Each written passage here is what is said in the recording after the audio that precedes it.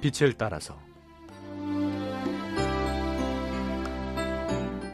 빛을 따라서 매주 화요일 이 시간에는 서대문교회 최종태 목사님께서 말씀 전하십니다.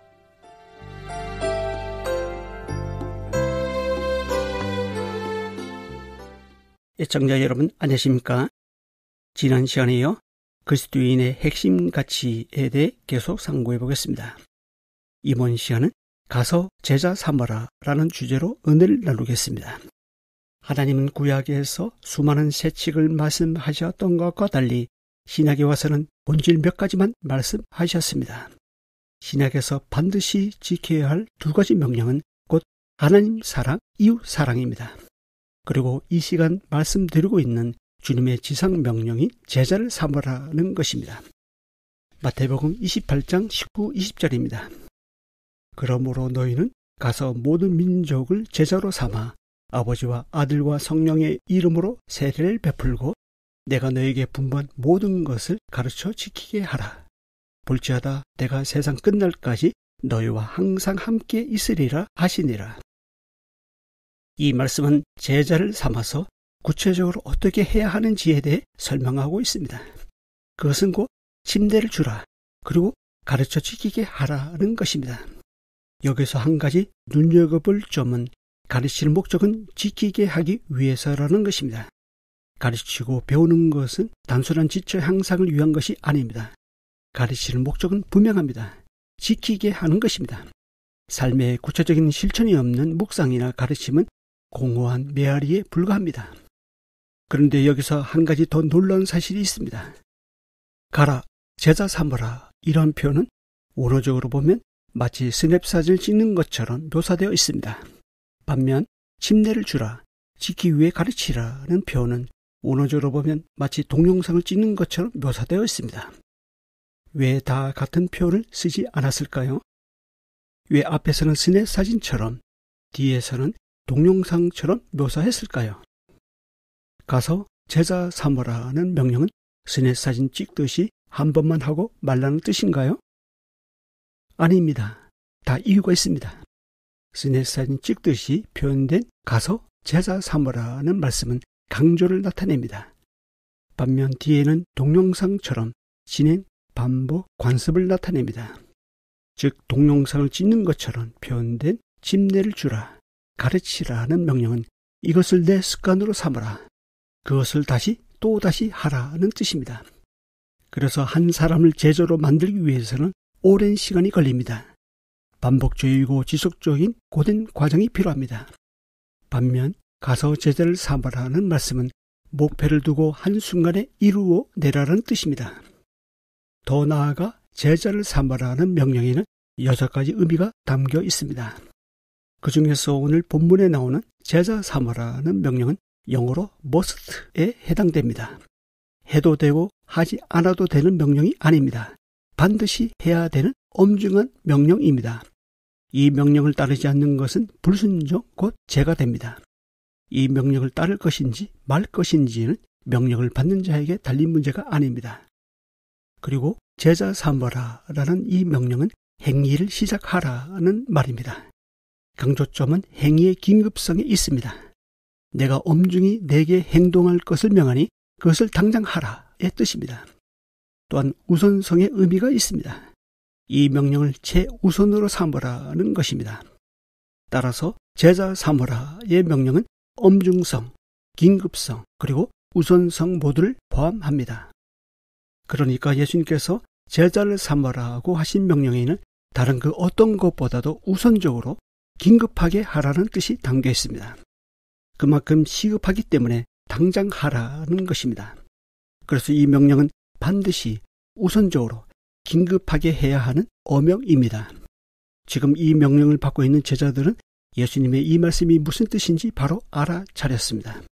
제가 지금 하고 있는 것처럼 별도의 설명이 필요치 않았습니다. 이 명령을 받는 순간 그들은 바로 실천할 수밖에 없었습니다. 그래서 그들은 성령이 강림하기까지 예루살렘을 떠나지 않고 한 다락방에서 모여 마음을 모아 기도에 힘썼던 것입니다.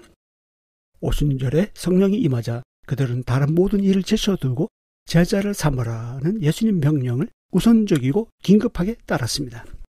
이렇게 해서 시작되는 것이 사도행전의 역사입니다. 사도행전의 역사가 일어나기 위해서는 먼저 역사가 일어나는 장소로 가야 합니다. 그런 의미에서 19절을 시작하면서 가라고 하신 것입니다. 그런데 사실 오늘 본문에서 예수님께서 제자들에게 가라고 말씀하시기 이전에도 제자들에게 가라고 말씀하신 적이 있었습니다. 요한복음 20장에 보면 예수님이 무덤에 묻히고 안식 후 첫날 저녁이 되었습니다. 제자들은 두려움에 떨고 있었습니다. 그들은 두려워서 문을 굳게 닫고 있었습니다. 그때 부활하신 예수님께서 제자들에게 찾아오셨습니다. 그리고 평강이 있을지어다 라고 2번이나 말씀하신 후 제자들에게 아버지께서 나를 보내신 것 같이 나도 너희를 보내노라 라고 말씀하셨습니다. 예수님은 아버지께서 하라고 하신 일을 다 이루시고 하늘로 올라가시기 전에 제자들에게 이와 같이 나도 너희를 보내노라 라고 말씀하신 것입니다. 자신의 남은 사역을 제자들에게 이임하셨습니다. 그리고 오늘 본문에서 다시 한번 위대한 명령을 엄중하게 하고 계십니다. 그러므로 너희는 가라. 그래서 모든 민족을 제자로 삼아라. 아버지가 예수님을 보내신 장소가 이 세상이라면 예수님이 제자들을 보내시는 곳은 모든 민족의 모든 나라요 땅 끝입니다. 우리 기준으로 보면 그 끝이 지구 반대편이라 생각할 수 있겠지만 돌고 돌면 아직 믿지 않는 나의 가족일 수 있습니다. 어떻게 보면 가장 가까이 있는 가족과 이웃이 가장 먼 땅일 수 있습니다. 예수님은 지금 가라고 명령하십니다.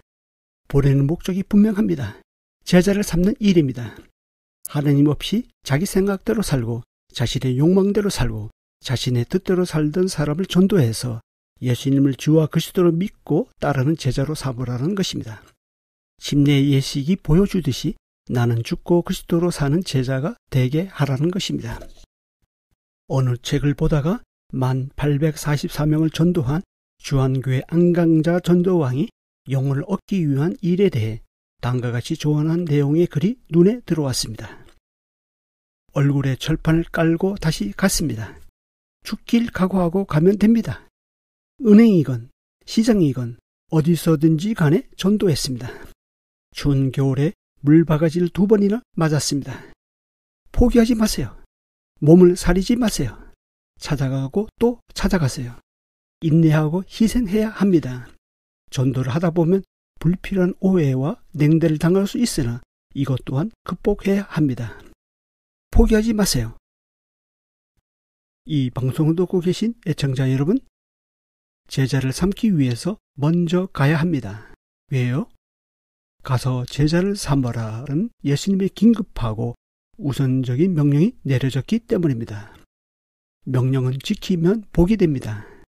하나님의 은혜는 순종하는 사람이 맛봅니다.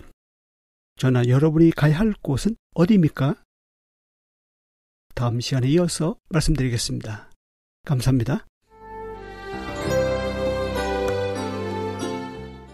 빛을 따라서 지금까지 서대문교회 최종태 목사님께서 말씀 전하셨습니다. 오늘 말씀 들으시고 신앙생활에 도움받기 원하시는 분들 지역번호 02-3141-5853 3141국에 5853번 서대문교회로 전화하시기 바랍니다.